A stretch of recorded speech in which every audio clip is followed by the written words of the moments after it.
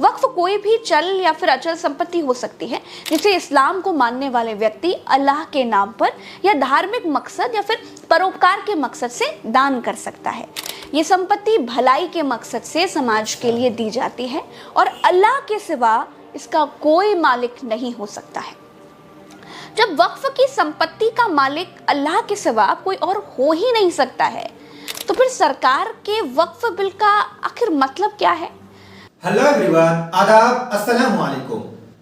आज का वीडियो बहुत ही खास है क्योंकि आज जो हम वीडियो लेकर के आए हैं वो बहुत ही ज्यादा अभी जो सोशल मीडिया पर या पूरे मुस्लिम समाज पर जो बहुत ही ज्यादा इसका विरोध कर रहे हैं वो है वक्फ बोर्ड। वक्फ बोर्ड आखिर सरकार ने इस बिल को क्यों लाया और इसे क्यों पास करना चाहती है और इस बिल से मुकेश अंबानी को क्या फायदा होने वाला है, आज के इस वीडियो में हम जानेंगे।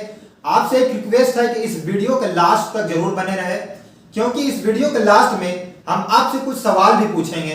तो चलिए वीडियो शुरू करते हैं। अगर आप इस चैनल पर नए हैं तो इस चैनल को सब्सक्राइब करें और इस वीडियो को लाइक और शेयर जरूर कर दें। तो चलिए वीडियो शुरू करते हैं। नमस्कार। पैगंबर मोहम्मद के समय 600 खजूर के पेड़ों का एक बाग लगाया गया था जिसमें होने वाली आमदनी से मदीना के गरीब लोगों की मदद की जाती थी। दुनिया में वक्फ का इतिहास पैगंबर हजरत मोहम्मद के ज़माने से शुरू हुआ है दोस्तों। पैगंबर मोहम्मद ने कहा था, अपनी जायदाद को इस तरह से खैरात पे दो कि ना वो बेची जा सके, ना ही किसी को दिया जा सके और ना उसमें विरासत जारी हो, बल्कि उसका मुनाफा लोगों को मिला करे। माना जाता है कि इस दुनिया में पहली बार सहाबा हजरत उमर ने अपनी कीमती ज़मीन वक्फ को दी थी। उस समय पैगंबर ने यह तय कर दिया था कि यह ज़मीन कभी बेची ना जाए, न किसी को दिया जाए, बल्कि इससे होने वाली आमदनी को गरीबों में बांटने और गुलामों को आज़ाद कराने के लिए ही इस्तेमाल किया जाए। वक्फ कोई भी चल या फिर अचल संपत्ति हो सकती है जिसे इस्लाम को मानने वाले व्यक्ति अल्लाह के नाम पर या धार्मिक मकसद या फिर परोपकार के मकसद से दान कर सकता है। ये संपत्ति भलाई के मकसद से समाज के लिए दी जाती है और अल्लाह के सिवा इसका कोई मालिक नहीं हो सकता है। जब वक्फ की संपत्ति का मालिक अल्लाह के सिवा कोई और हो ही नहीं सकता है, तो फिर सरकार के वक्फ बिल का आखिर मतलब क्या है? सरकार का कहना है कि देश के ज्यादातर वक्फ बोर्डों पर माफिया लोगों का कब्जा है। इसमें भी कई ऐसा नेता है जो मुझे आके कहा है कि देश में जितना स्टेट वक्फ बोर्ड है सब माफिया लोगों ने कब्जा कर लिया है। वक्फ कानून का नाम बदलकर भारतीय जनता पार्टी सरकार ने एकीकृत वक्फ प्रबंधन, सशक्तिकरण, दक्षता और विकास अधिनियम कर दिया है। सरकार कहती है कि हम वक्फ बिल को सुधार रहे हैं। इसमें मुस्लिम महिलाओं समेत मुस्लिम समाज के अन्य पिछड़े वर्ग जैसे शिया, सुन्नी, बोहरा और आगा खानी जैसे वर्गों को प्रतिनिधित्व देने के लिए हम ये बिल लेकर के आ रहे हैं। लेकिन विपक्ष कहता है कि सरकार भारत में मौजूद वक्फ की 2 लाख करोड़ की जमीन बेचना चाहती है, इसीलिए ये बिल लेकर के आ रही है। भारत में रक्षा मंत्रालय और रेलवे के बाद वक्फ के पास सबसे ज्यादा जमीनें हैं। भारत में मेन 2 वक्फ बोर्ड हैं, सुन्नी वक्फ बोर्ड और शिया वक्फ बोर्ड। साल 1964 में केंद्रीय वक्फ परिषद का गठन किया गया। उस वक्त ये परिषद अल्पसंख्यक मंत्रालय के अधीन था। सबसे पहले साल 1995 में वक्फ बोर्ड की शक्तियां बढ़ाई गई। 1991 में जब बाबरी मस्जिद विध्वंस हुआ तो देश का माहौल बहुत खराब हो गया था। उस वक्त केंद्र में पीवी नरसिम्हा राव की सरकार थी। तब वक्फ को जमीन अधिग्रहण करने के लिए असीमित अधिकार दिए गए। इसके बाद साल 2013 में वक्फ बोर्ड की शक्तियां और बढ़ी। 2013 में जब केंद्र में यूपीए की सरकार थी तब वक्फ बोर्ड एक्ट में बदलाव करते हुए उसे अधिकार दे दिए गए कि वो दान वाली संपत्तियों पर दावा कर सकता है। आज जो कानून है दोस्तों, उसके मुताबिक अगर किसी संपत्ति को एक बार वक्फ बोर्ड के नाम घोषित कर दिया गया तो वो हमेशा वो वैसा ही रहेगा। दानकर्ता अपनी इच्छा से कोई बदलाव नहीं कर सकता है। कि भाजपा अपने हताश, निराश, आप तो उस कानून चंद कट्टर समर्थकों के तुष्टीकरण के लिए ये बिल लाने का काम कर रही है। मैं इस बिल का विरोध करता हूँ।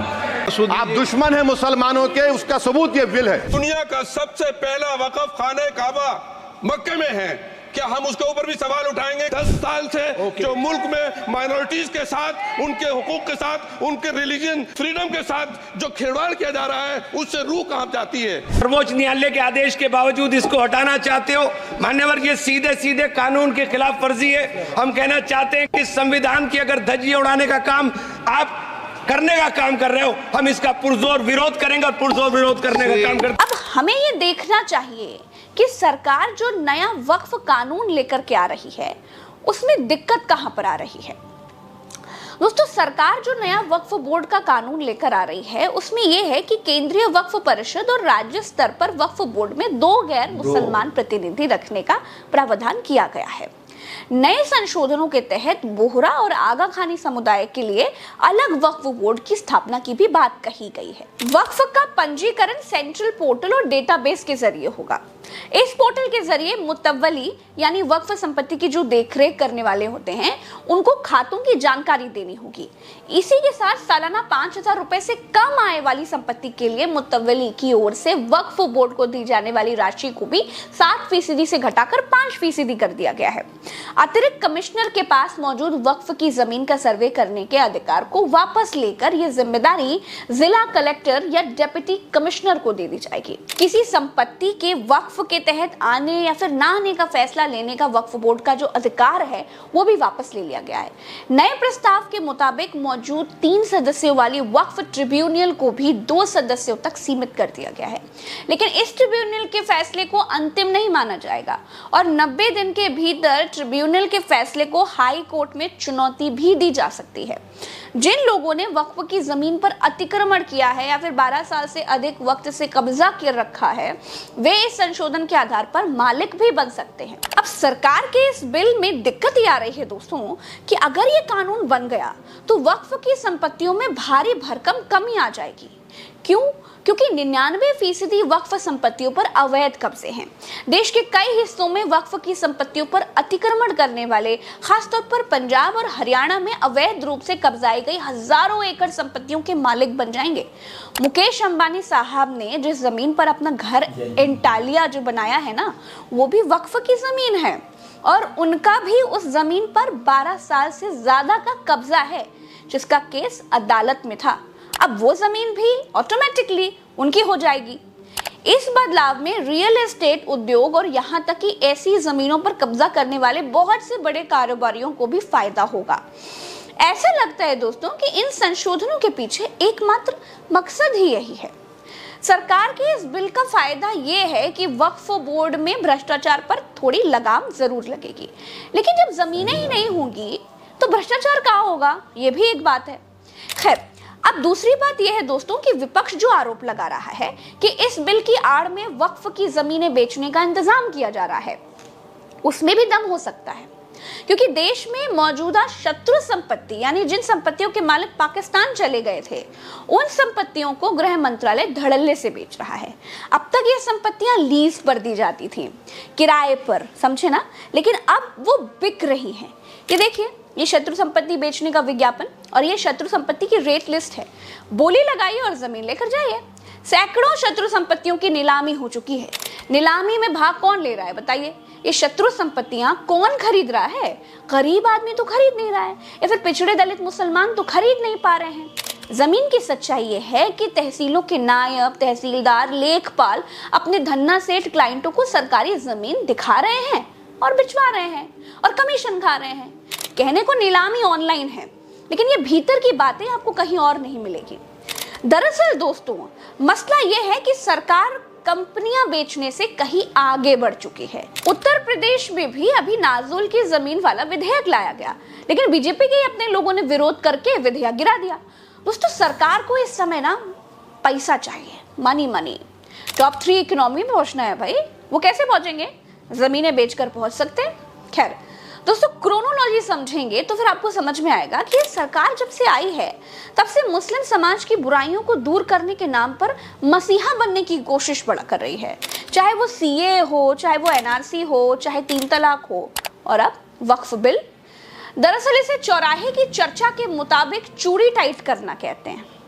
मुस्लिमों की चूड़ी टाइट होगी ना तो बीजेपी का हिंदू वोटर भी खुश हो जाएगा और ये सब बीजेपी के हिंदू वोटरों के मनोरंजन के लिए हो रहा है, ऐसा कहा जा रहा है। वक्फ बोर्ड की तरह ही हिंदू श्राइन बोर्ड भी है। एक नहीं, तमाम श्राइन बोर्ड हैं हिंदू धर्म में। तमाम मंदिरों के पास अरबों की दौलत है। वैष्णो देवी श्राइन बोर्ड है, पूर्णागिरी श्राइन बोर्ड है, तिरुपति बालाजी का श्राइन बोर्ड है, पद्मनाभम जैसी बीसीओ श्राइन बोर्ड हैं जो मंदिर के नाम पर पैरेलल सरकारें चलाते हैं। क्या उनको सरकारी सिस्टम में लाकर रेगुलेट करने की हिम्मत है सरकार की?